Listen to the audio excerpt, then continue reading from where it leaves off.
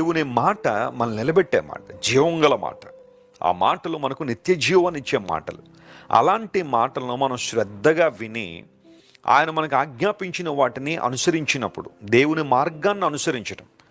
ప్రభువుని అంగీకరించే వారు చాలామంది ఉన్నారు, కానీ ఎంతమంది ప్రభువుని అనుసరిస్తున్నారనేది ప్రశ్న. అంగీకరించడం ఒక క్షణంలో జరిగే విషయం కావచ్చు, కానీ అనుసరించడం అనేది ప్రతిరోజు జరగాల్సిన క్రియ, ప్రతిరోజు జరగాల్సిన ప్రక్రియ. Daily walk with Jesus is very essential. క్రైస్తవుడిగా నువ్వు ఎదగాలి అంటే, పరిపక్వమైన క్రైస్తవ జీవితం నువ్వు జీవించాలంటే దేవుణ్ణి అనుసరించడం చాలా ప్రాముఖ్యమైన విషయం. మనందరం కూడా యేసుక్రీస్తు ప్రభువుని అనుసరించు వారంగా మనం ఉండాలని దేవుడు ఆశిస్తున్నాడు.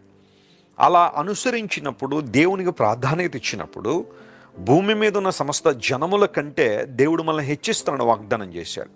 ఈ వాగ్దానాన్ని నెరవేర్చడంలో దేవుడు ఎప్పుడు ముందుంటాడు. మీరు ఎప్పుడు మర్చిపోవద్దు.